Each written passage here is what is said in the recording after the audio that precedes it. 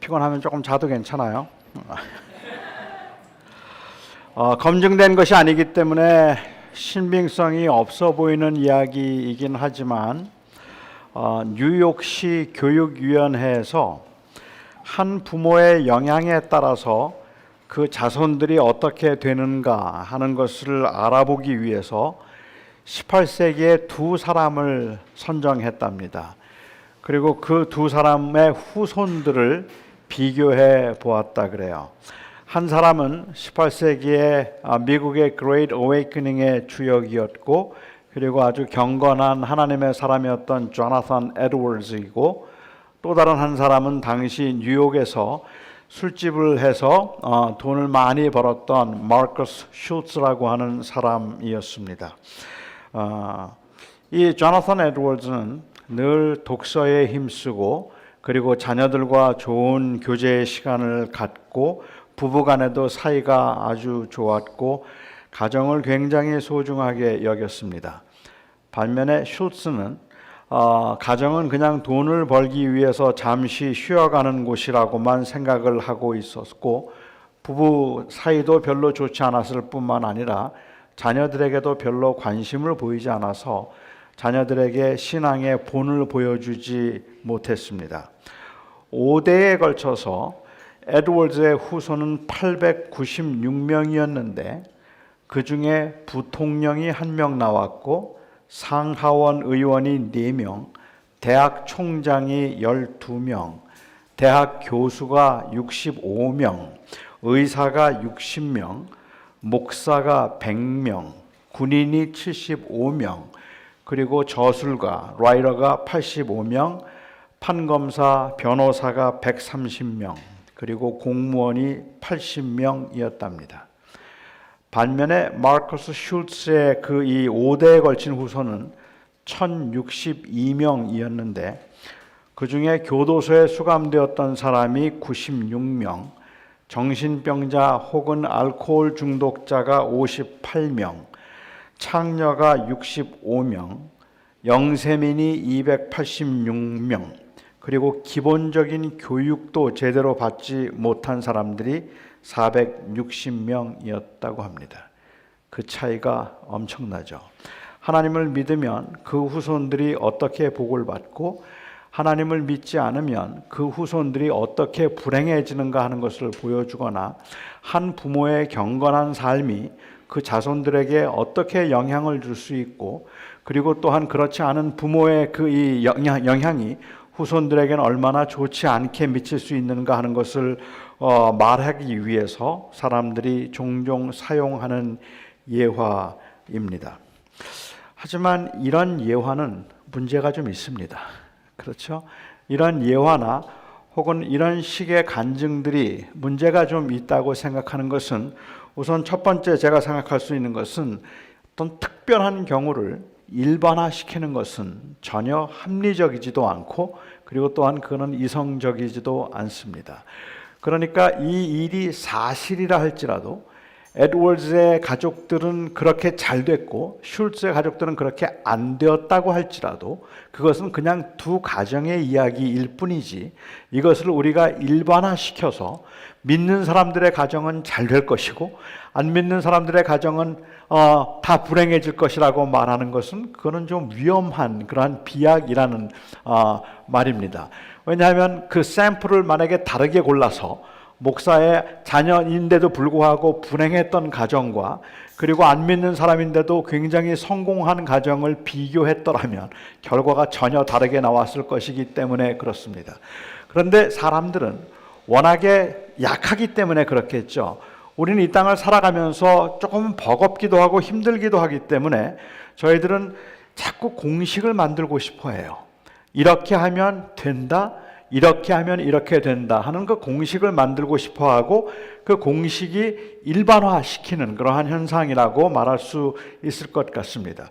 그러다 보니까 우리는 성경을 보면서도 성경의 한 사건을 보면 그냥 그거는 성경에 나오는 한 사건으로서의 의미를 두려고 하는 것이 아니라 자꾸만 그것을 일종의 패러다임으로 만들려고 하는 경향이 생긴다는 거죠. 그리고는 거기에서 우리가 뭘 배울 수 있을까 하는 것을 가지고 일반화시켜서 공식을 만드는 경우들이 종종 생기게 되는데 그건 조금 위험한 방법이고 성경을 보는 데 있어서 조금 위험한 그러한 그 접근일 수도 있겠다는 생각이 들어요. 예를 들면 여리고성이 무너졌다는 말입니다. 하나님께서 가나안 땅에 처음 들어가서 처음 이스라엘 백성들이 했던 처음 전쟁에서 하나님은 여리고성을 무너뜨리셨습니다.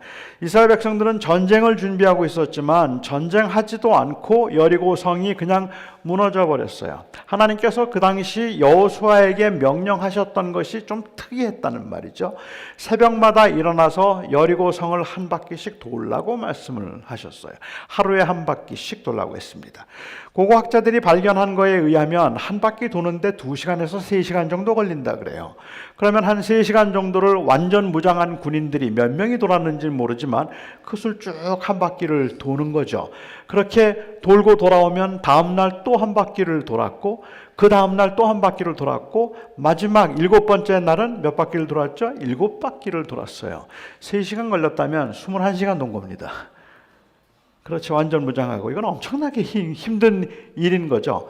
이걸 도는 동안에 그동안에 무슨 벽에 금이 간다든지 다음날 가봤더니 흙이 떨어졌다든지 그러면 도는 게 재미있어요. 아무 일도 일어나지 않는데 그냥 매일 한 바퀴씩 돌아야 된다는 건 굉장히 지루한 일이기는 하지만 이것을 통해서 하나님께서 보여주고자 하셨던 메시지는 이것은 이 여리고성을 전쟁에서 어떻게 하면 이길 수 있는가 하는 노하우를 가르쳐 주신 것은 아닌 것 같아요. 그렇다고 하나님이 전쟁은 하나님께 속했으니까 하나님께서 이기실 것이라는 것을 보여주기 위한 것도 아니었어요. 만약에 하나님이 하나님의 능력을 보여주기 위한 사건이었다면 그렇다면 그냥 그 백성들 보고 돌라 그러지 말고 세워놓고 확 무너뜨려 버리면 돼요. 그런데 오히려 이것은 그 백성들에게 순종을 요구하시는 것이죠. 그리고 또한 바로 이어서 나오는 아이성과의 전쟁에서 그들은 참패를 당했습니다. 작은 도시였는데 불순종하면 그렇게 된다는 걸 보여주신 것이겠죠. 하지만 여리고성이 무너진 사건에서 우리는 어떤 노하우도 찾을 수는 없어요. 그냥 순종해야 된다는 건 말고 성을 무너뜨리는 방법을 찾지는 못한다는 말입니다. 많은 분들이 근데 이 사건을 보면서 성이 무너지는 방법을 찾으려고 해요. 그래서 어떤 사람들은 말하기를 성을 돌라는 거예요. 땅밟기를 이야기하는 사람들이 있습니다. 우리가 그것을 전도하고 싶으면 그 땅을 자꾸만 밟아야 된다라고 이야기하는 사람들도 있죠. 만약에 그것을 우리에게 적용해 보자면 그런 거예요. 여러분 혹시 마음에 드는 자매가 있어요? 혹시 마음에 드는 자매가 있다면 그냥 아무 말도 하지 말고 가서 도세요. 그냥 한 바퀴 돌고 다음날 또 가서 멀리서 한 바퀴 쭉 돌고 세 번째 날 또 한 바퀴 돌고 그리고 마지막 7번째 날 그냥 7바퀴를 도세요. 그렇게 돌고 난 다음에 큰 소리로 넌 내 거다 하면 여러분을 좋아하게 될 줄로 믿습니다. 아멘? 그렇게 되는 겁니까? 땅을 밟으면 되는 거 아니잖아요. 어떤 분들은 이야기해요. 새벽에 돌았다는 거예요. 그러니까 새벽에 기도하면 그 새벽에 하는 역사가 나타나기 때문에 새벽 시간에 부르짖으라라고 이야기를 하기도 해요. 어떤 분들은 또 이야기하기를 아무 말도 할 수가 없었어요. 그 성을 도는 동안에 7바퀴 돌 동안에도 그리고 7바퀴를 돌고 난 다음에 큰 소리를 지를 때 큰 소리를 쳤을 때 그때 성이 무너졌으니까 이게 통성기도라는 거예요. 그러면 하나님이 응답하신다라고 말해요. 하지만 그 사건은 그런 비결이 없어요.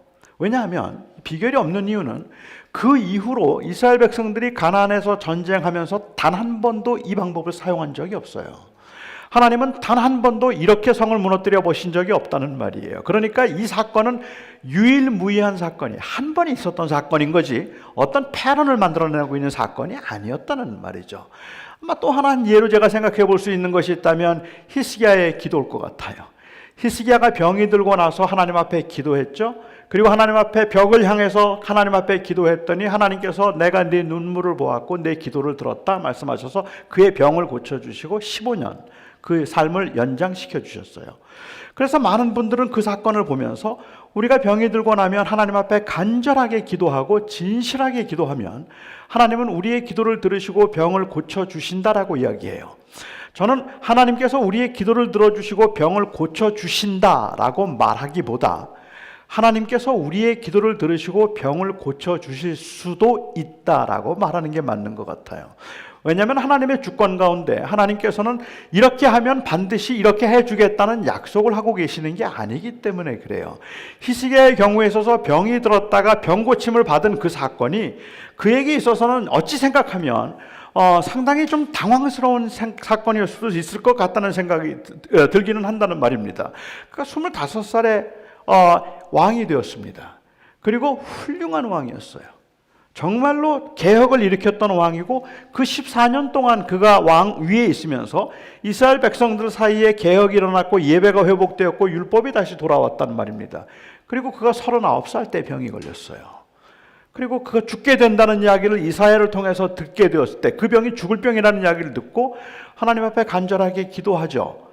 그랬더니 하나님께서 그 이사야가 그 기도를 얼마나 간절하게 기도했는지 잘 모르겠어요. 그렇지만 그 이사야가 당신은 이 병은 죽을 병입니다라고 말을 하고 히스기야가 기도를 시작하고 이사야가 성 밖을 나가기 전에 하나님께서 이사야에게 말씀하세요. 가서 그가 다시 살 것이라고 말하라라고 말한 거예요. 우리 기도도 이렇게 한 20분 만에 들어주시면 얼마나 좋겠어요. 그런데 한 20분도 안 걸린 것 같아요. 얼마나 울었는지 모르겠지만 아무튼 그렇게 기도했는데 하나님께서는 그를 살려주셨단 말입니다. 그리고 그를 살려주셔서 그가 다시 15년 삶을 연장하게 하셨는데 하나님께서 원래 히스기야를 그렇게 그냥 데려가시려고 했는데 하도 히스기야가 열심히 기도하니까 그 기도가 안 되어서 주님께서 마음을 바꾼 거라고 그렇게 봐도 될까요? 만약에 하나님이 그렇게 마음을 바꾸셨다면, 아니 바꾸는 것도 하나님의 계획에 있었다면 저는 인정해요. 하지만 하나님이 그 우리의 기도를 드시고 마음을 바꾸신다면 하나님이 우리보다 지혜가 없으신 분인가요? 우리보다 사랑이 없으신 분인가요? 하나님이 우리의 기도를 듣고 하나님이 계획을 바꾸실 수 있는 분이라면 솔직히 우리는 그 하나님 못 믿어요. 아닙니까? 실수하실 수 있다는 거잖아요. 이때 히스기야가 기도 안 했더라면 어떡할 뻔했어요? 그러면 그냥 죽을 뻔했잖아요. 그런데 그게 하나님의 계획 안에 있었다면 어떻습니까? 정말 놀라운 건 히스기야가 그렇게 기도하고 15년 연장시켜 주셨습니다. 54살에 죽었습니다. 히스기야의 뒤를 이어서 왕이 된 사람이 누구죠? 므낫세예요. 므낫세가 왕이 되었을 때 나이가 몇 살이었을까요? 13살이에요. 이 말은 히스기야가 살고 나서 바로 임신을 하고 므낫세가 태어났다는 이야기예요. 다시 말하면 하나님께서 다윗과 하셨던 그 약속, 다윗의 그 대를 이어서 하나님께서 이제 이 예수님이 태어날 때까지 다윗과 함께 하겠다고 하는 그 약속을 하나님께서 성취해 가시는 과정에서 하나님의 신실하심을 보여주는 사건이지 기도하면 병이 나는 사건이 아니에요. 이거는 놀라울 만큼 하나님께서는 그 메시아적으로 이 히스기야를 준비하신 사건이었다고 보는 게 더 맞을 거라는 말입니다. 그러니까 우리는 이렇게 어떤 사건들, 간증을 보면서도 성경을 보면서도 그것을 하나의 한 사건으로 보려고 하거나 그걸 구속사적으로 이해하려고 하기보다 오히려 자꾸만 거기에서 패턴을 찾으려고 하거나 노하우를 찾아내려고 해서 이렇게 하면 이렇게 돼. 병 나으려면 이렇게 해야 돼. 예수님께서 시각장애인의 눈을 뜨게 하기 위해서 어떻게 하셨죠? 침을 뱉어서, 그래서 눈에다가 바르시고 연못에 가서 씻으라고 말씀하셨잖아요. 이게 생각처럼 그렇게 단순하지 않습니다. 그 팔레스틴 지방은 사막 지방입니다. 땅이 건조합니다. 거기에 주님께서 침을 뱉어서 진흙을 개이려면 몇 번 캬캬 하셨을까요? 얼마나 걸쭉하게 버텨내셔야 그래야 그거 개어서 눈에다가 바를 수 있을까요? 저는 생각할수록 끔찍해요. 그렇게 한다는 건. 거기에는 어떤 침의 효과가 있는 것도 아니고 이렇게 하면 된다는 노하우를 말씀하고 계시는 게 아니란 말이에요. 물에 가서 씻으면 된다는 게 아니에요. 그래서 성수라는 거 없어요. 그냥 하나님의 능력이 그곳에서 그렇게 한 번 나타났을 뿐이에요. 우리의 삶에서 어떤 사람들이 경험하는 일들이 있습니다. 기도 많이 했더니, 열심히 새벽마다 기도했더니 좋은 대학 갔다. 아니면 내가 이렇게 했더니 교회가 부흥했다. 새벽마다 부르짖었더니 교회가 부흥했다. 그거는 굉장히 소중한 경험이에요. 하지만 우리가 조심해야 되는 것은 그것은 개인에게 주어진 하나님의 특별한 경험일 뿐이지 일반화시킬 수 있는 게 아니에요. 그러니까 왜 나는 그렇게 안 되지라고 말할 수 없는 거고, 저 사람은 기도했더니 나았다는데 나는 왜 기도했는데도 안 낫는 거지? 라고 말할 수 없는 것은 하나님이 각자를 향한 계획과 그 다스림이 아주 다르기 때문에 그렇다는 말이에요. 그래서 각자의 길이 따로 있다면 우리는 그냥 어떤 사람의 간증을 들으면서 여러분도 이렇게 하면 복받아요 라고 말하는 것은 그래 탐탁한 말이 아니라는 말입니다. 그러니까는 여기에 이 사건을, 이 두 가정을 비교하면서 하나님께서 하나님을 잘 믿는 가정에 복을 주셔서 형통하게 하셨다라고 하는 그 공식을 만들려고 하는 건 참 위험했다고 생각을 해요. 그 다음에 두 번째로 이와 같은 예화가 좀 바람직하지 않다고 생각하는 두 번째 이유는 뭐냐면, 그리스도인들도 소위 화이트 칼라는 성공이라고 생각하고 블루 칼라는 실패라고 생각하는 세계관의 문제라는 말이에요. 그래서 여기에 그 사람들이 어떤 삶을 살았는지 전혀 알지 못한 채 결과적으로 조나선 에드워즈의 가족들은 의사였고 자손들은 변호사였고 목사였고 군인이었고 공무원이었고 그리고 다 그들은 국회의원 정치인들이었는데, 그런데 슐츠의 이 후손들은 전부가 다 영세민이었고 공부도 제대로 못했고 가난했다. 그래서 그들은 실패했다. 그렇게 말할 수 있겠느냐는 말입니다. 성공과 실패의 기준을 단순히 우리는 세상에서 얼마나 잘 나가는가, 인정받는가 하는 것으로 결정하면 안 되죠. 한국의 요즘 정치적, 사회적 현실 때문에 그런지는 몰라도 한국 최근의 드라마들을 보면 거의 드라마가 모두가 다 의료계와 그리고 또한 이 법조계의 부정, 횡포, 부패, 타락 이런 것들이 주제로 다루고 있는 것 같아요. 그런데도 불구하고 선하게 살든지 악하게 살든지 상관없이, 사람들에게 존경을 받든지 존경을 받지 않든지 상관없이 공부 많이 하고 생활이 안정되고 그리고 수입이 많으면 그것을 곧 성공이라고 생각하는 것은 기독교적인 발상이라고 볼 수 없다는 말이에요. 드라마에서 계속 그거를 욕하고 있음에도 불구하고 그러면서도 우리 모두가 추구하는 건 그 자리예요. 그래야 그래도 편하게 살 수 있고 그래야 우리가 인정을 받으면서 살 수 있다고 생각하기 때문에 그런 거겠죠. 물론 저는 그냥 소위 성공한 사람들은 다 부패한 사람들이라는 말도 아니고, 그리스도인들은 안정된 수입이나 아니면 그와 같은 직업들을 추구하면 안 된다는 말이 아니에요. 각자에게 주어진 그릇과 각자에게 하나님께서 주신 그 디자이어가 다르고 기프트가 다르기 때문에 저는 그리스도인들도 마땅히 추구해야 된다고 생각해요. 그리고 그것을 하는 건 아무 문제가 되지 않는데, 제가 문제 삼고 싶은 것은 바로 세계관이에요. 그걸 성공이라고 생각하는.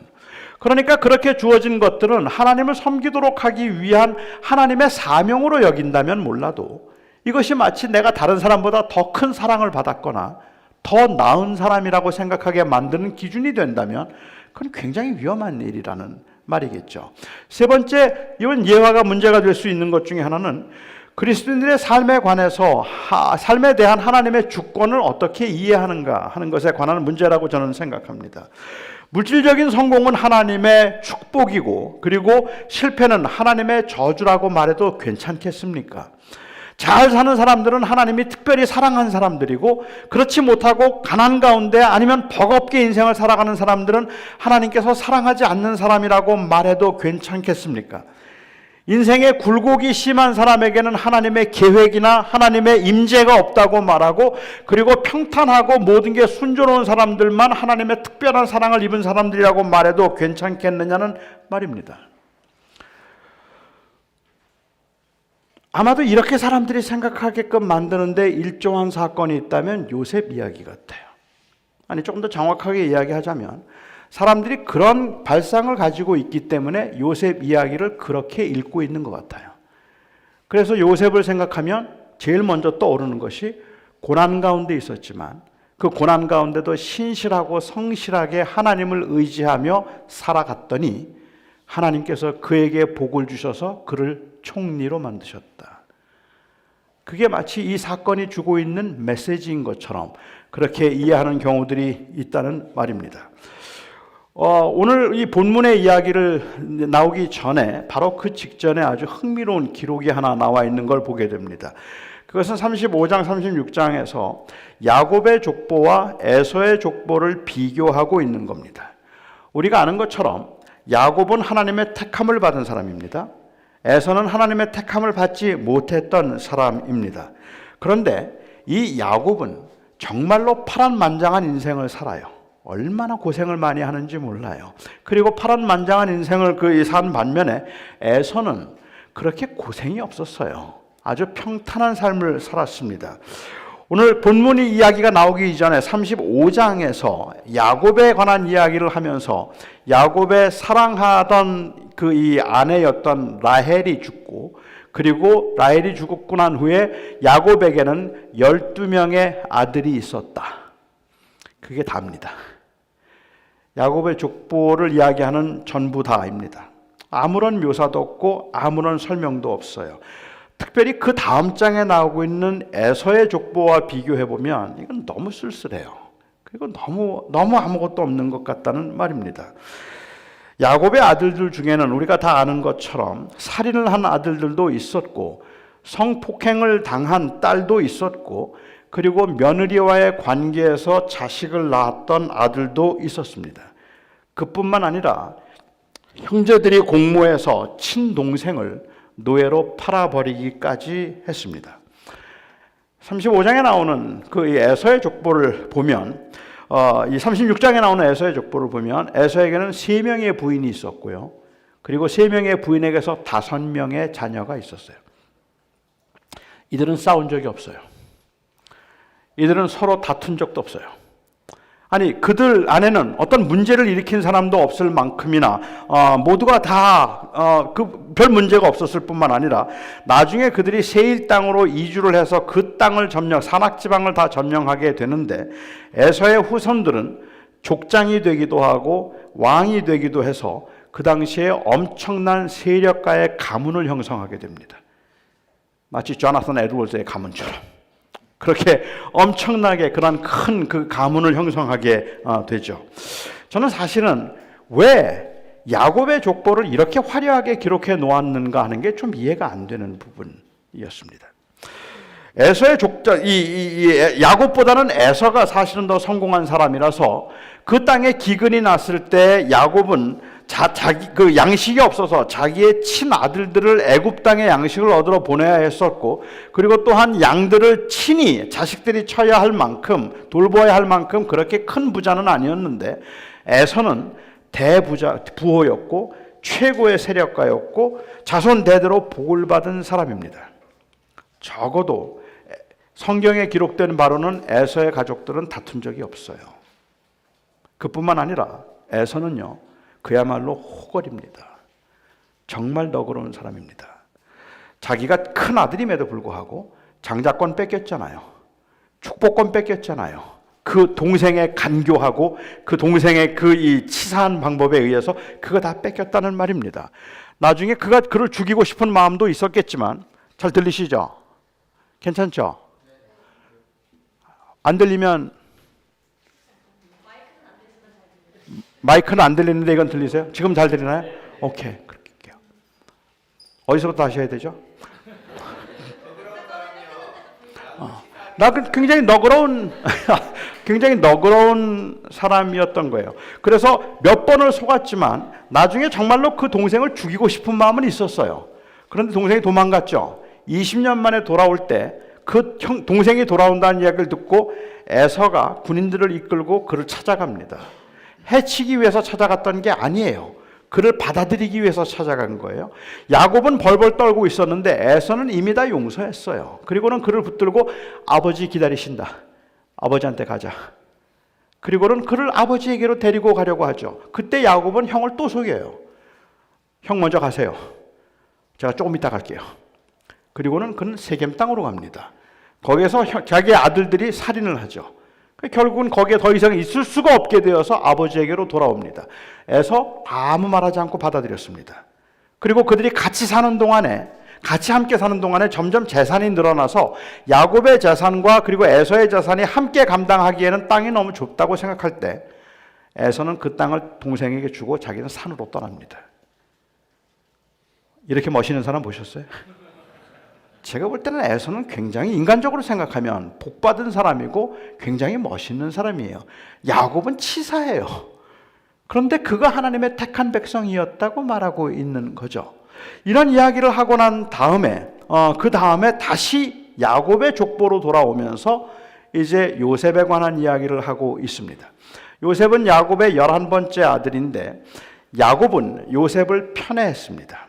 물론 자기가 가장 사랑하던 그 이 아내의 아들이기 때문에 그랬다 말하기도 하고 어린 나이에 어머니가 없어서라고 말하기도 하지만 사실은 이해가 잘 안 되는 부분이기는 해요.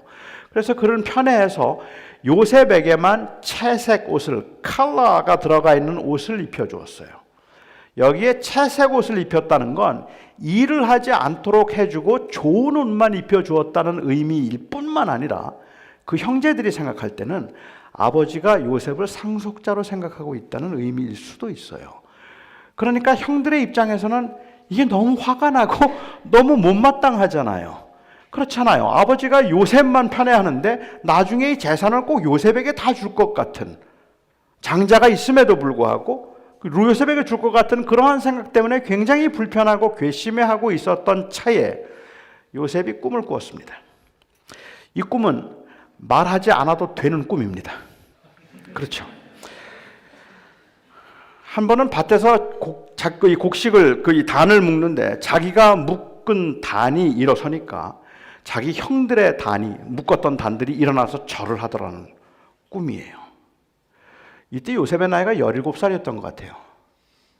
그리고 형제들이 너무 그를 미워하고 있었어요. 질투하고. 17살이면 이런 거 말 안 해야죠. 그렇죠. 지금 이 상황에서 이런 꿈을 이야기한다는 것 자체가 지금 요셉이 좀 너무 어리석다는 생각이 들지 않습니까? 그런데 혼났어요. 형들한테. 무슨 말도 안 되는 소리, 네가 우리를 그럼 다스린다는 말이야? 네가 우리 왕이 되겠다는 거야? 혼났어요. 그리고 난데 또 꿈을 꿨어요. 이번에는 자기 별이 있는데 11개의 별들과 해와 달까지 자기 별에게 절을 하는 거예요. 그 얘기를 또 해요. 이번엔 아버지한테도 혼나요. 우리가 너를 섬기겠다는 말이냐? 그런데 요셉이 이 꿈 이야기를 왜 했을까? 제가 생각할 때는, 제가 짐작하기에는 그 꿈 이야기를 할 수 있었던 것은 그나마, 저는 그래도 이해는 안 되지만 그 꿈 이야기를 할 수 있었던 것은 이 꿈이 별거 아니라고 생각해서 그럴 거예요. 그냥 꾼 꿈이에요. 이게 만일 자기 속에 있는 야망을 의미한다면, 너희들 다 내 앞에 절할 거야, 그런 마음이 조금이라도 있었다면 이 꿈만 못해요. 그렇잖아요. 그런데 자기는 그런 생각이 없었기 때문에 형 내가 이상한 꿈 꿨어 하고는 그 이야기를 하고 있는 거죠. 또 꿈들 중에는 말하지 않아야 된다고 생각하는데 말하지 않기에는 너무 기분 좋은 꿈들이 있어요. 여러분들 꿈에라도 홀인원 한번 해보세요. 그거 얘기 안 하기 곤란할걸요? 하고 싶을 거예요. 저는 거의 꿈을 꾸지 않았습니다. 거의 꿈을 꾸지 않는 사람인데 아주 오래전에, 목회를 할 때 아주 오래전에는 토요일 밤마다 꿈을 꿨어요. 악몽을 꾸다가 아주 진땀을 흘리면서 깬 적도 있어요. 지금도 그 꿈들이 좀 생생해요. 몇 가지는. 제가 한 번은 이 주일날 설교를 하러 이렇게 올라와 있는데 교인들이 자꾸 웃는 거예요. 그래서 제가 왜 웃나 이렇게 봤더니 제가 바지를 안 갈아입고 왔어요. 그래서 잠옷을 입고 설교를 하던 꿈을 꾼 적도 있고, 그래서 너무 진땀을 뻘뻘 흘리는 꿈을 꾼 적도 있었고, 또 한 번은 제가 교회 앞을 지나가고 있는데 교인들이 많이 몰려 있어요. 아니 오늘 무슨 날인데 이렇게 교인들이 많이 모여 있지 하고서는 가서 가까이 갔더니 목사님 오늘 주일이에요 그러는 거예요. 전 설교 준비 하나도 안 됐는데. 그래서 제가 너무 놀래가지고 거기에 강단에 올라가서 그냥 급하게 막 버벅거리고 진땀을 뻘뻘 흘리다 꿈을 깬 적도 있어요. 아마 여기에 계신 거의 모든 우리 청년들은 제가 이 꿈 이야기를 하면 설교 때문에 스트레스 엄청 받으셨군요. 금방 꿈 해몽할 겁니다. 그렇죠. 그 꿈이 뭘 말하는지 아시잖아요. 설교 때문에 스트레스를 받고 있었구나. 그래서 자꾸 그게 무의식 중에 subconsciously 내 안에 누르고 있다가 그게 꿈으로 나타난 거겠지라고 쉽게 아마 해몽을 해줄 거라고 생각해요. 저는 아니라고 말하겠지만, 전혀 설교 때문에 스트레스 안 받았다고 말하겠지만, 목사님 그렇게 말해도 무의식 중에라도 있는 거예요 라고 여러분들은 해몽해 주시겠죠. 좋은 꿈을 꾼 적도 있어요. 제가 많은 미국 사람들 앞에서 영어로 설교를 해서 스탠드 오베이션을 받는 꿈을 꾼 적도 있어요. 교회 교인들이 너무 많이 교회를 찾아와서, 그래서 더 이상 들어올 수 없기 때문에 교회 문을 닫아야 됐고, 기다리다가 돌아가는 사람들이 다음 주에는 2시간 전에 와야 되겠다고 아쉬워하면서 돌아가는 그 꿈을 꾼 적도 있어요. 아마 이렇게 제가 이야기를 하면 여러분들 쉽게 얘기하겠죠. 영어 스트레스 좀 받으셨네. 아니면 저는 아니라고 억울하다고 얘기를 하겠지만 교회 성장에 대한 강박을 가지고 있었던 거죠. 교회 성장에 대한 강박을 가지고 있어서 아마도 그게 꿈으로 나타났다고 이야기하지 않겠는가 말입니다. 요셉도 그런 꿈을 꾸고 무슨 내용인지는 모르지만 그냥 좋았기 때문에 그랬을 것 같아요. 기분이 너무 좋아서 그냥 그 꿈 이야기를 했겠죠. 하지만 요셉의 형들은 꿈 이야기를 듣자마자 요셉이 마음에 있는 무의식적으로 잠재되어 있는 그것이 드러나는 거라고 생각을 하는 거죠. 그러니까 네가 지금 나를 다스리겠다는 거야? 내 마음속에 그런 마음이 있구나 하고 말할 수 있는 상황입니다.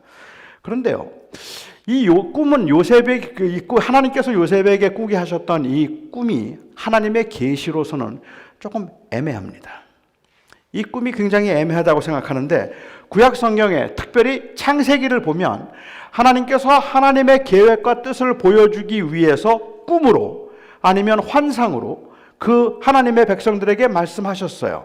아브라함에게도 꿈으로 나타나셨고 야곱에게도 꿈으로 나타나셨고 이삭에게도 꿈으로 나타나셨어요.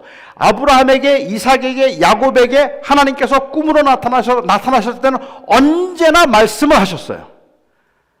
내가 너로 하여금 내 자손으로 하여금 하늘의 별과 같이 많게 할 것이고 내 자손으로 하여금 이 바다의 모래알과 같이 많게 할 것이다. 나는 네 하나님이 되고 너는 내 백성이 되어서 내가 내 자손을 번성케 할 것이다 라는 그 약속을, 그 언약을 하나님께서는 꿈을 통해서 아브라함에게도 말씀하셨고 이삭에게도 말씀하셨고 야곱에게도 말씀하셨단 말이에요. 꿈은 언제나 계시였으니까. 그런데 요셉에게는 아무 말씀도 하지 않으셨어요. 오히려 요셉에게는 그냥 이 꿈을 꾸게만 하셔서 요셉도 무슨 꿈인지 몰랐어요. 자기가 이게 지금 무슨 내용인지 하나님이 뭘 원하시는지 아무것도 몰랐다는 말입니다. 이 꿈은 결국은 요셉이 가지고 있던 마음의 야망이나 열정을 이야기하는 것이 아니라 이 꿈은 하나님의 꿈이에요. 이 꿈은 요셉의 꿈이 아니에요. 요셉의 마음속에 가지고 있던 어떤 생각이 표출되고 있는 것이 아니라, 아니면 그의 계획을 말하고 있는 것이 아니라 하나님이 요셉을 통해서 무엇을 하겠는가를 말씀하고 계시는 거라는 말입니다. 그것을 미리 요셉을 통해서 알려주시는 것뿐이죠. 우리가 보통 생각할 때 하나님의 언약의 계보를 보면 하나님이 아브라함과 언약을 맺으셨고 그의 유일한 외아들이었던 이삭과 언약을 맺으셨고 그 다음에 두 명의 쌍둥이였던 야곱과 에서 중에 야곱과 언약을 맺으셨습니다. 나머지는 버렸다는 뜻이 아니라 하나님의 언약이 그렇게 한 사람을 통해서 흘러가게 되었다는 이야기예요. 그렇게 흘러갔는데 야곱의 12명의 아들들 중에서는 누구를 택하셨을까요? 누구를 택하셨을까요? 요셉일까요? 아니에요. 12명의 아들 중에 하나님께서 택하셨던 아들은 유다예요. 유다를 통해서 하나님의 언약이 흘러내려가는 거죠. 그리고 그 유다에게서 다윗이 나왔고 다윗에게서 예수 그리스도가 나오는 거예요. 그러니까 하나님의 언약은 그렇게 흘러가는데 요셉에게 하나님께서 꿈을 주신 것은, 이것은 하나님의 언약이 요셉을 통해서 흘러간다는 얘기를 하는 것이 아니라 하나님의 언약이 흘러가도록 하기 위해서 이스라엘 백성들을 애굽 땅으로 인도하여 드리도록 하나님께서 사용하실 사람이 요셉이라는 말이고, 그리고 그들을 애굽 땅에서 건져내도록 하나님께서 사용하실 사람이 모세라는 말이에요. 그러니까 이 요셉과 모세를 통해서 일종의 프랜시스가 만들어지는 거죠.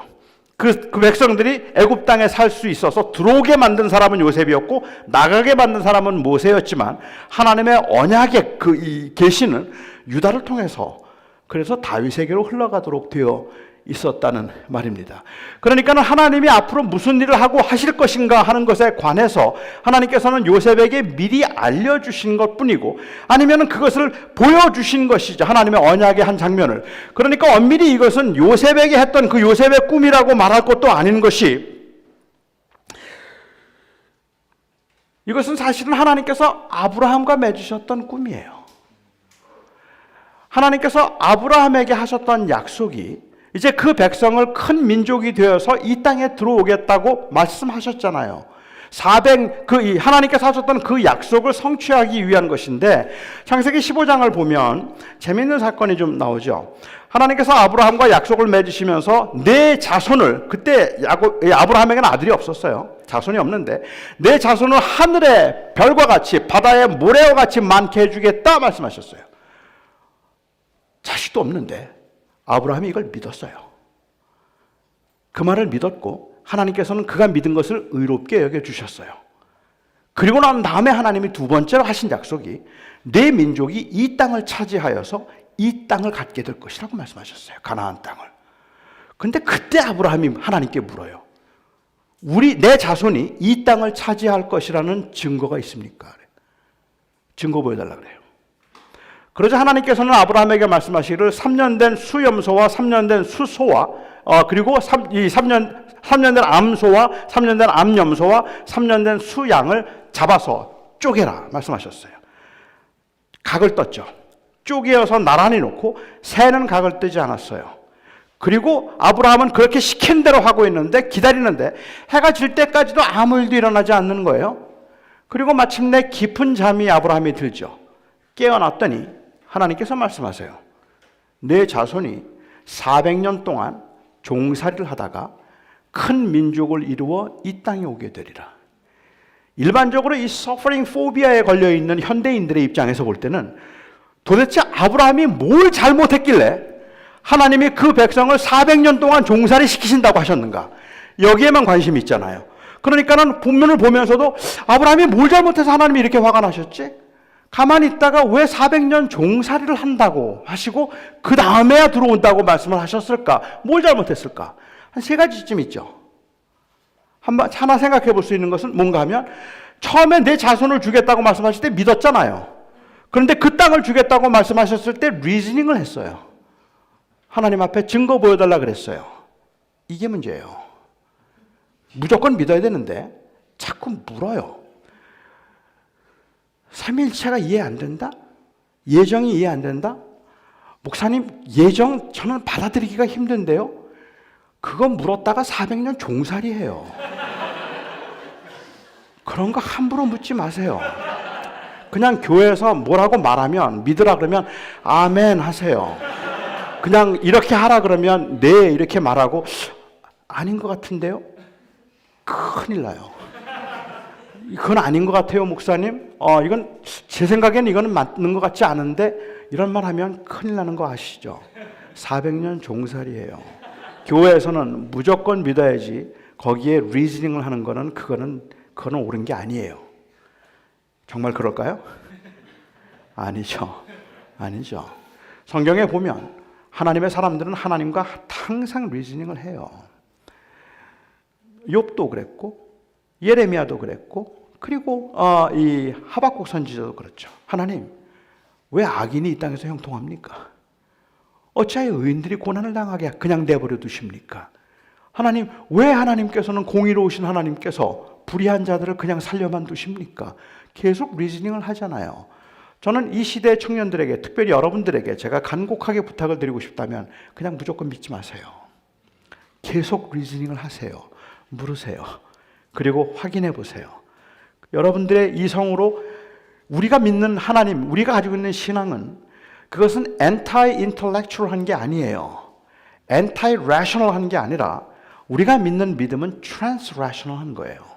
다시 말하면 우리의 이성으로 도저히 해결할 수 없는 부분들이 있다고 우리는 알기 때문에 그곳에서 믿음으로 립하기는 하겠지만 그래서 그냥 무조건 립하기 때문에 이성적인 것들은 전부가 다 틀렸다고 말하는 건 아니라는 말이에요. 그러니까는 여러분들은 할 수 있는 만큼 리즈닝을 해야 돼요. 그건 잘못이 아니에요. 아브라함이 물었던 건 잘못이 없어요. 두 번째, 생각해 볼 수 있는 아브라함의 잘못이 있다면 뭘까요? 잤어요. 예배 중에 잤어요. 제가 지금 설교하고 있는데 몇 사람 보여요. 지금 제가 설교하는 중에 자꾸만 이 눈을 감고 고개를 숙이고 뭐 그러는 분들 몇 분 계시는데 400년 종살이 You don't know what you're doing. 설교하는데 예배 시간에 자면 그러면 그 큰일 날 일이에요. 기를 쓰고라도 여러분들이 잠을 깨고 이 설교를 들어야지. 설교 시간에 피곤하다고 조는 건 그거는 그야말로 죽음이에요. 정말 그럴까요? 정말 그럴까요? 전 아니라고 생각해요. 저는 사실은 제가 목회를 하면서도 그렇고 지금 이 시간도 마찬가지예요. 저는 조는 분들이 고마워요. 진짜로 진심으로. 교회에서 제가 목회를 하면서도 교회 와서 제가 설교할 때 조는 분들을 보면 저는 고마워요. 제가 고맙게 여기는 이유는 뭔가 하면 집에 가서 자도 되는데 왜 여기 와서 잘까? 그게 고마워요. 그냥 집에 있으면 되잖아요. 왜 왔죠? 그렇게 졸리운데 잘 거 알면서 왜 왔을까요?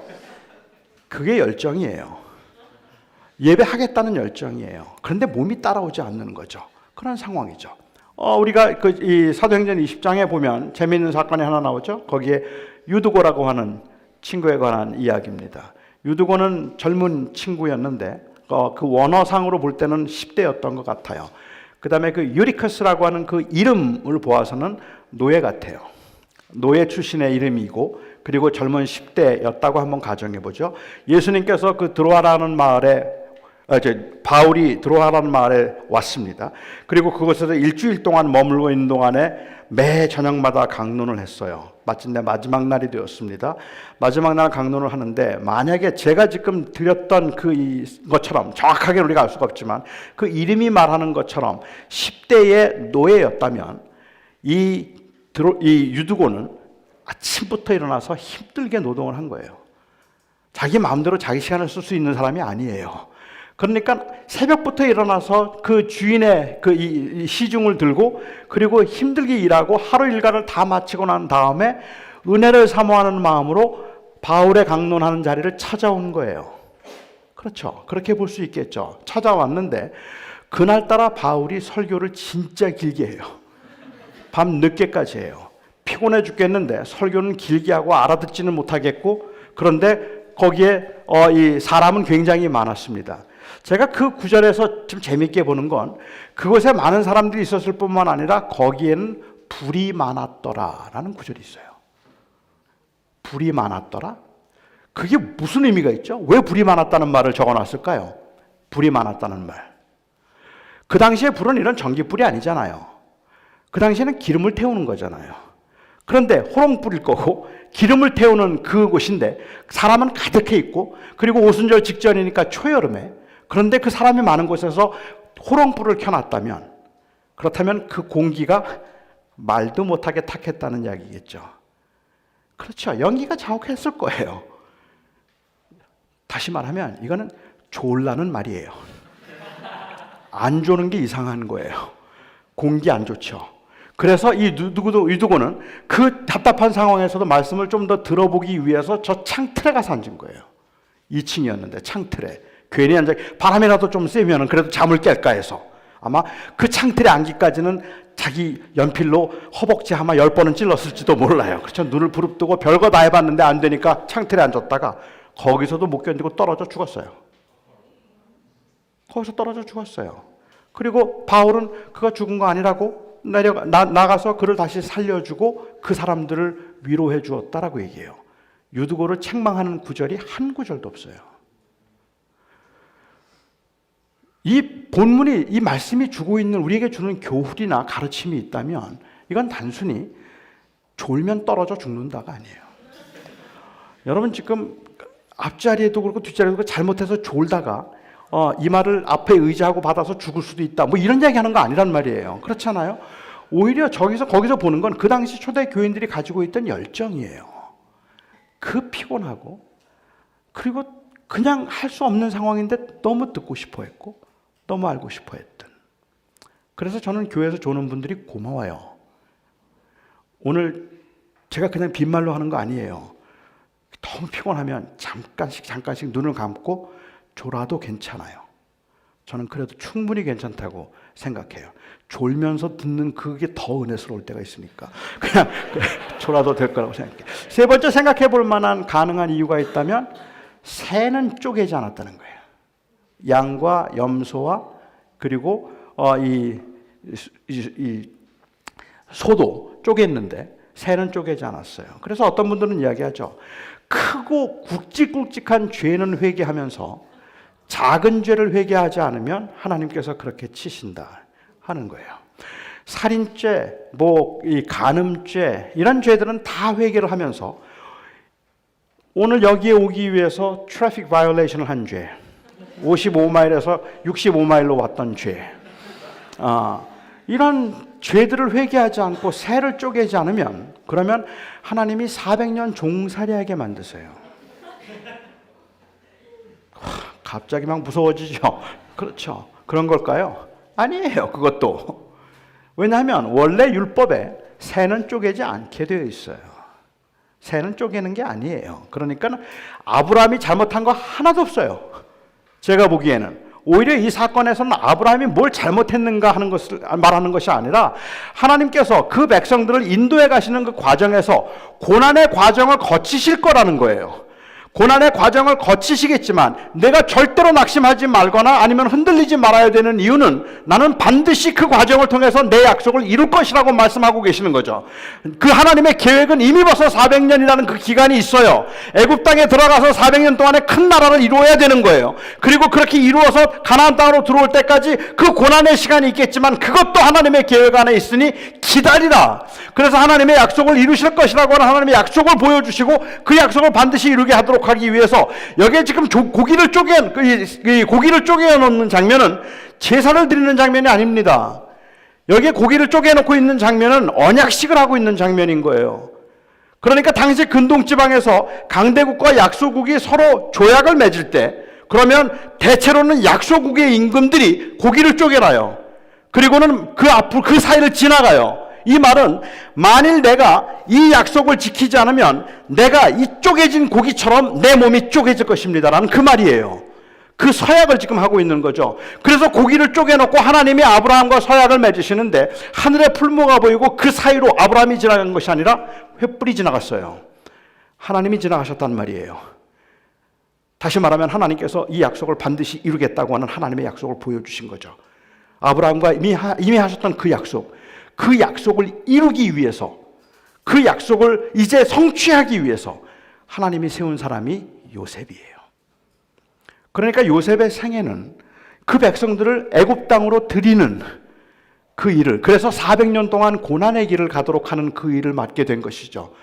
사실 요셉을 통하여서 이스라엘 백성들이 애굽 땅에 들어가면서부터 거기에서는 정말로 말할 수 없는 고난과 고통을 겪어야만 되는 거예요. 그렇게 고통과 고난을 겪어야 되는 상황에서 내가 총리가 되었다고 좋아하고 그것을 마치 성공인장 말하고 있다면 저는 그건 너무 부정한 거라고 생각해요. 오히려 그 백성들을 생각하면 요셉은 울어야 되는 거예요. 내가 그 자리에 있다는 것이 좋은 것이 아니라, 나 성공했고 출세했다고 말할 것이 아니라 그 백성이 앞으로 걸어가야 할 길을 생각하면 그러면 이거는 고난의 시작일 뿐이에요. 그 고난의 시작의 현장에서 하나님의 약속을 붙들고 하나님을 의지하는 것이 중요하겠죠. 요셉은 이 약속을 알았어요. 야곱도 이 약속을 알았기 때문에 요셉은 죽으면서 고백을 하죠. 바로 이 언약 때문에 그래요. 내가 죽거든 내 뼈를 가나안 땅에 묻어달라고 하죠. 그리고 400년 후, 430년 후 모세가 그 백성을 데리고 광야로 나올 때 그들은 400년 전에 있었던 요셉과의 약속을 잊지 않고 요셉의 유고를 가지고 나옵니다. 그리고 가나안 땅에 그 유고를 거기에 묻죠.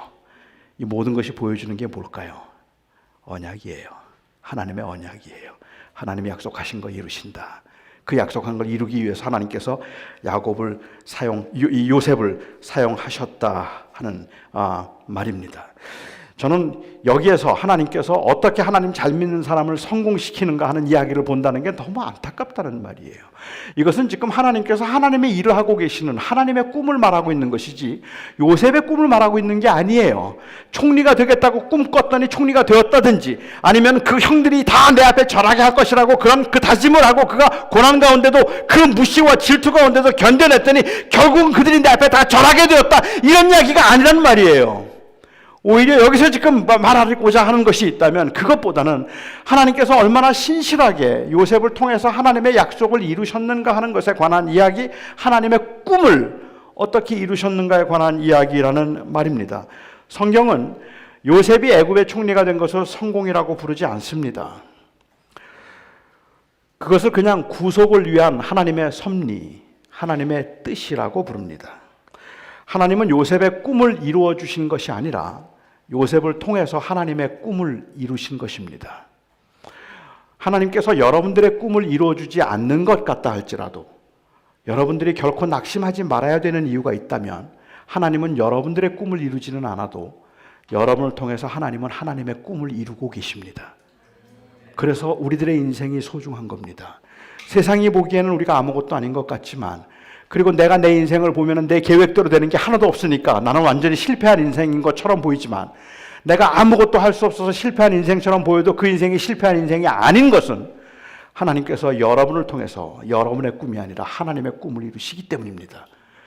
여러분들은 하나님께서 눈동자같이 살피시고 여러분을 향한 하나님의 계획은 그야말로 어떤 한 사람의 꿈도 다른 사람과 같지 않을 만큼 치밀하고 철저하게 하나님의 섭리 가운데 하나님이 계획하셨습니다.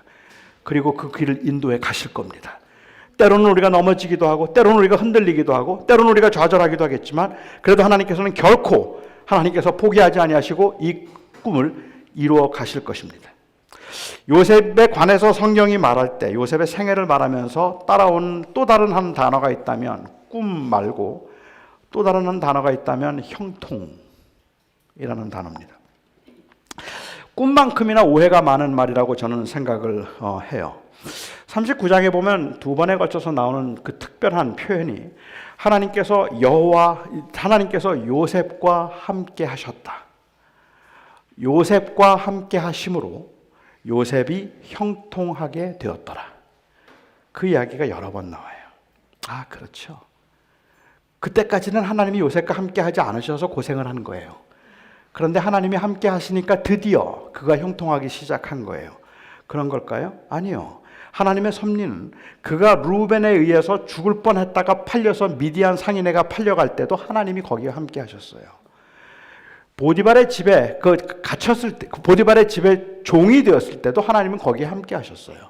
하나님은 언제나 함께 하셨는데, 여호와께서 함께 하심으로라는 말은 그때 비로소 함께 하셨다는 말이 아니라 그때도 라고 보는 게 맞아요.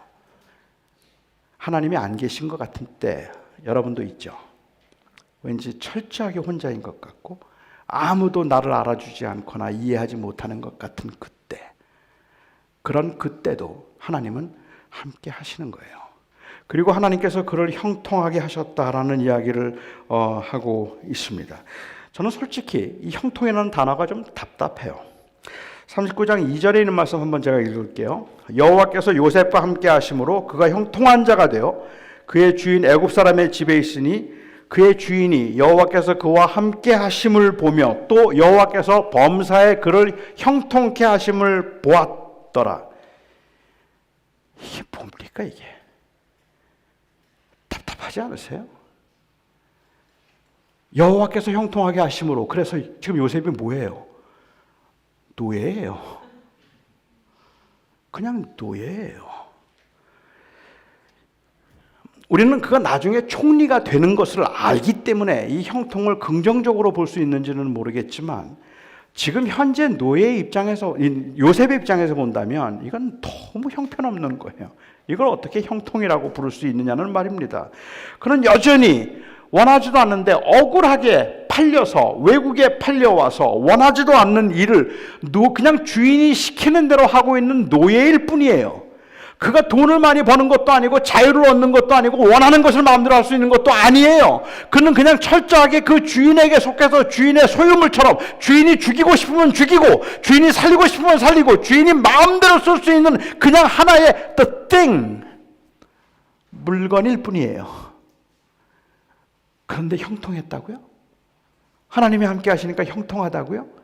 이게 무슨 형통이에요?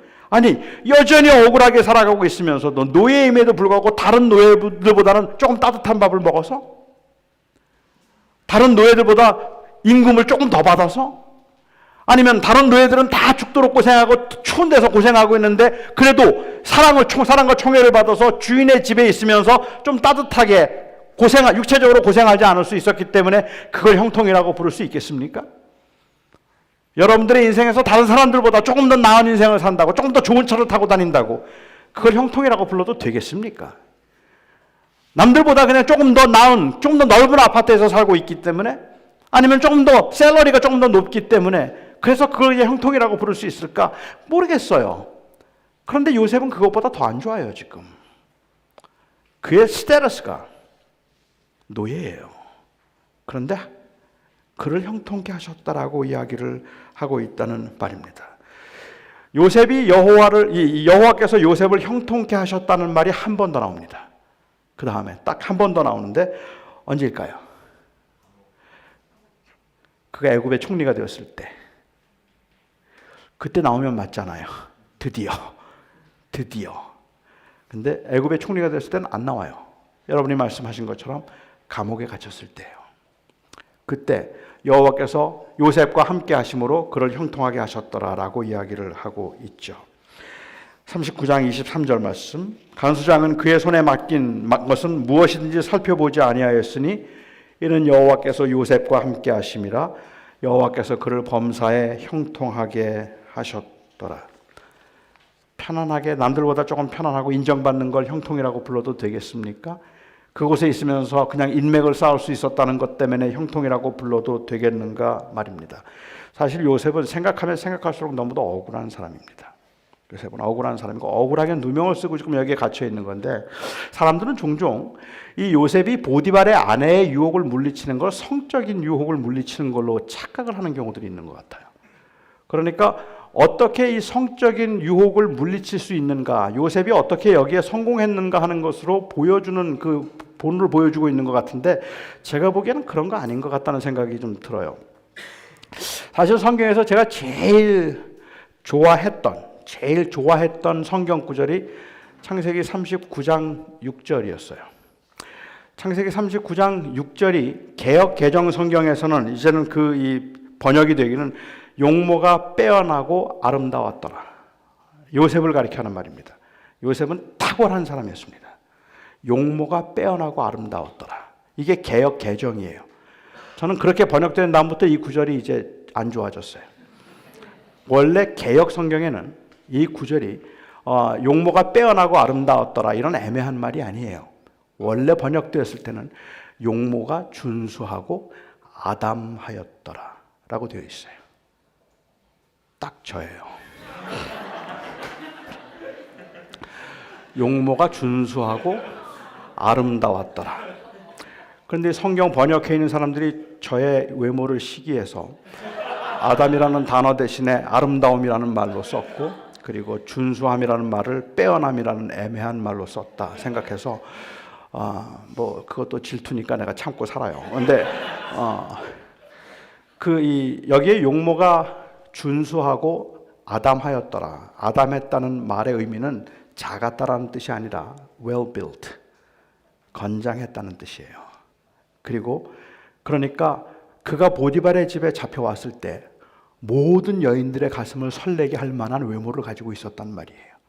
모두가 다 그의 외모에 설레일 만큼 건장했고, 그리고 아주 아름다웠고 잘생겼다 이렇게 말할 수도 있을 것 같아요. 그 소문이 하도 파다하니까, 집안에서 그 사람 이야기만 하니까 보디발의 아내가 그를 유혹하는 거죠. 그래서 보디발 아내가 그를 유혹해서 그를 끌어들입니다. 침실로. 그리고 이제 그를 유혹하는데 요셉이 그것을 거절하고 뿌리치고 나갑니다. 한 번만이 아니고 몇 번이나 그랬죠. 그런데 지금 요셉의 경우에 있어서 제가 궁금한 건 뭐냐면, 그 당시 보디발의 아내의 나이가 몇 살이었는지 전 잘 모르겠어요. 그가 얼마나 매력적인 여인인지 잘 모르겠고. 그런데 보디발의 아내가 유혹을 한다고 요셉이 성적 유혹을 느꼈을까요? 전 아니었을 것 같아요. 그렇잖아요. 그게 무슨 나도 너무 자고 싶은데 그걸 물리치려고 확 뿌리치고 나가고 갑자기 찬물로 샤워하고 이런 거 아니잖아요. 지금 여기서 걸려있는 이 요셉의 문제는 너무 억울하게도 이거는 거절해도 죽고 이거는 받아들여도 죽는 그야말로 어쨌든 죽을 수밖에 없는 상황이 되어버린 거예요. 보디발의 아내가 유혹을 하면서부터 그에게는 아무런 유혹도 느끼지 않았지만, 그렇지만 거절해도 죽어요. 거절하지 않아도 죽어요. 그러니까는 그로서는 이제는 끝나는 거죠.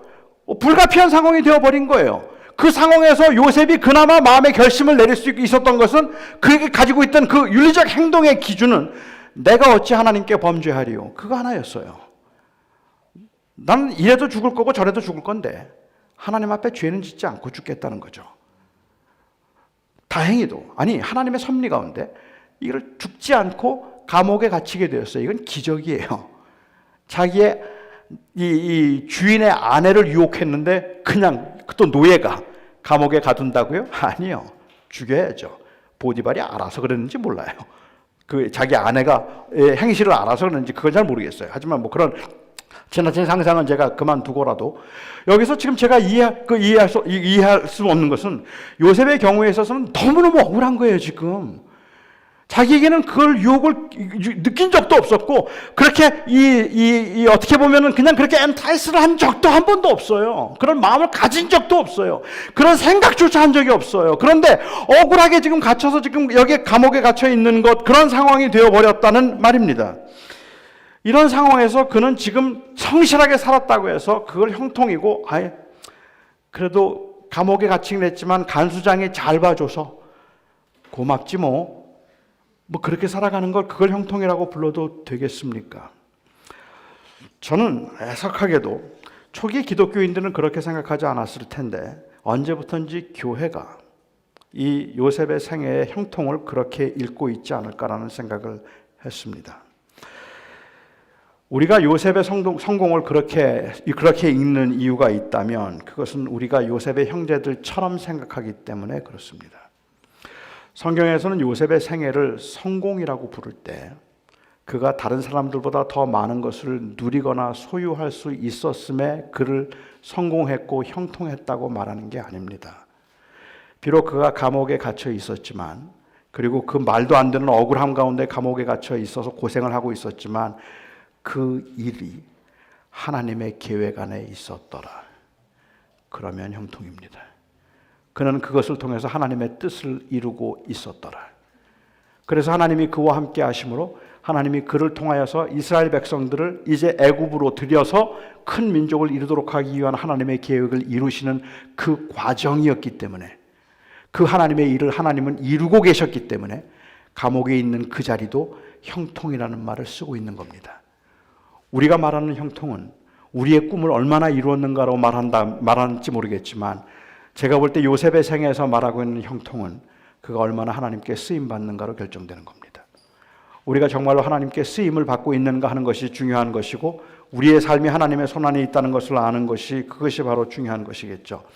요셉을 향해서 꿈꾸는 자라고 불렀던 것은 하나님이 아닙니다. 누가 요셉을 꿈꾸는 자라고 불렀죠? 형제들이에요. 형제들이 요셉을 조롱하면서 꿈꾸는 자라고 했어요. 그런데 그들이 요셉을 조롱하면서 꿈꾸는 자라고 불렀던 이유는, 이것은 엄밀한 의미에서 그를 통한 하나님의 주권에 대한 모독이에요.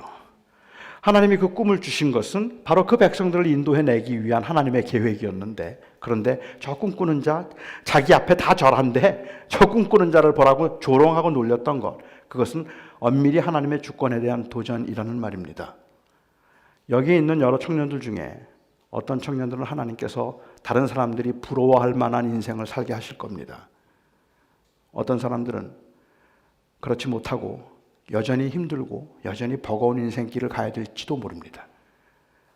그런데 하나님께서 각자를 향한 하나님의 계획과 뜻이 달라서 하나님께서 다르게 인도해 가시는데, 만일 여러분들이 조금 나은 환경에 있다고 그렇지 못한 환경에 있는 사람들을 우습게 여기거나 아니면 그들을 무시한다면 이것은 하나님의 주권에 대한 도전입니다.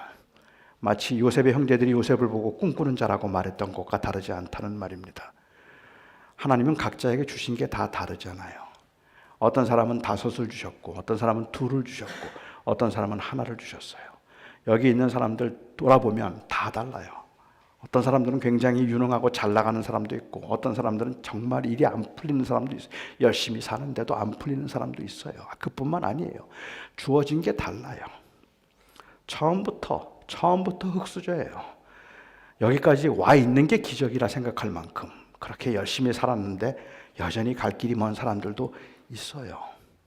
그런데 그런 인생을 우리가 함부로 판단해서 무시하고 아니면은 깔보고 혹은 내가 잘된 것 때문에 남들보다 더 나은 환경에 있다는 것 때문에 그것 가지고 우쭐해서 다른 사람들을 무시하거나 아니면 나는 성공했다고 나는 형통했다고 말하는 것, 그것은 하나님의 주권에 대한 월권이란 말입니다. 교회가 크게 성장했다고 그 큰 교회에서 이제는 하나님은 내가 이 성공한 목회자라고 말을 하고 20명, 30명 되는 교인들을 모아놓고 버겁게 힘들게 열심히 하지만 그럼에도 불구하고 정말로 가난과 싸워가면서 힘들게 살아가고 있는 그 목회자들은 실패한 목회자라고 부르는 것, 이미 그 프레임 자체가 하나님의 주권에 대한 도전이란 말입니다. 거부란 말입니다. 그것은 성공이 아닙니다. 성공은 20명이든 2000명이든 아니면 내가 어떤 직업을 갖고 있든 내가 하나님께 쓰임받고 있다는 사실이 성공인 겁니다. 그리고 나는 하나님과 상관없이 내 인생을 살아가고 있다면 천하를 다 소유한 것 같다 할지라도 성경은 그것을 성공이라고 부르지 않는단 말입니다. 그게 차이일 것 같아요. 청년들이 가끔 저한테 물어요. 사는 게 힘드니까 그렇긴 하겠지만 목사님, 제가 이 다음에 뭐가 될까요? 그래요. 제가 그 청년들에게 그걸 내가 어떻게 아냐? 네가 뭐가 될지 내가 그걸 어떻게 아냐? 그렇게 말 안 해요. 그렇게 말할 수가 없어요. 왜냐하면 내가 이 다음에 뭐가 될 거라고 묻는 청년들은 저에게 내가 뭐가 될 거를 알아맞혀 보라는 예지적 능력을 기대하고 있는 것이 아니라 답답하다는 말이기 때문에 그래요. 모든 게 불안하다는 말이기 때문에 그래요. 자신이 없다는 말이기 때문에 열심히 하기는 하는데 잘 될 것 같지도 않고 잘 된다 할지라도 또 얼마나 버틸 수 있을지 이 치열한 경쟁 사회에서 내가 과연 할 수 있을까 생각하면 너무 힘들어서 내가 잘할 수 있을까요? 라는 질문을 그렇게 하는 거죠. 내가 이 다음에 크면 뭐가 될까요? 이 다음에 뭐가 될까요? 이 말을 바꿔서 얘기한다면 아마도 믿음의 청년들의 경우라면 그 말은 다시 말하면 하나님 앞에 내가 과연 내 인생의 쓰임을 받을 수 있을까요? 내 인생이 무슨 의미가 있을까요? 하나님 앞에. 왜냐하면 나는 어떻게 하나님을 영화롭게 해야 될지를 잘 모르기 때문에 그래요. 무슨 길을 가야 할지도 모르기 때문에 그래요. 그거 다 목사 되어야 됩니까? 다 선교사 되어야 됩니까? 아니면 전부 다 그러니까는 교회 열심히 나와서 교회 봉사만 하면 되는 겁니까? 그거 아니잖아요. 우리가 하나님 앞에 쓰임을 받아야 될 텐데 어떻게 사는 게 쓰임 받는 건지 몰라서 뭘 해야 될지도 몰라서 하나님의 영광을 위해서 산다고 말하면서도 하나님의 영광을 위해서 구체적으로 내가 뭘 해야 될지도 모르는 상황에서 우리는 정말로 혼란스럽죠. 어떻게 하나님의 꿈을 이루며 살아갈 수 있을까? 제가 금년에 65세입니다. 호적으로 하면 오늘이 65세니까 이제 메디케어 받는 날이에요. 역사적인 날을 여러분과 함께 하고 있습니다. 그런데 저희 사위가 한 번은 저한테 묻더라고요. 목사님하고 제 사위가 아버님 그러더니 제가 뭘 하면 좋을까요? 그래요. 신학교를 졸업하고 지금 튀르키예 선교사로 가 있는데 뭘 하면 좋을까요? 그 당시만 하더라도 정말 뭘 하면 좋을지 모르겠더라고요. 근데 제가 문득 저를 돌아보니까 저는 65세, 지금까지 30년 목회를 했는데 그리고 은퇴했는데 앞으로 내가 뭘 하면 살까 생각하면 지금도 모르겠어요. 저는 제가 뭘 하면 사는 것이 하나님을 영화롭게 하는 것인지 구체적으로 무엇을 할까에 대한 어떤 그 꿈과 계획도 별로 없어요. 제가 그냥 하루하루를 살아갈 수 있는 이유는 내가 꿈이 없어도 나를 통한 하나님의 꿈이 있다고 믿기 때문이에요. 하나님은 하나님의 일을 하실 것이다.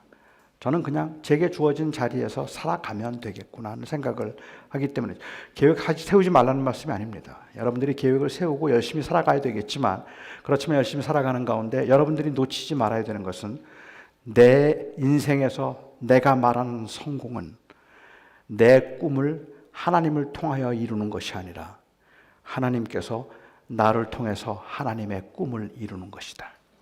그게 성공입니다. 그게 형통입니다. 그래서 하나님 앞에서 하나님을 의식하고 살아내고 하나님과 동행하는 삶을 살아낼 수 있기를 바랍니다. 기도하죠.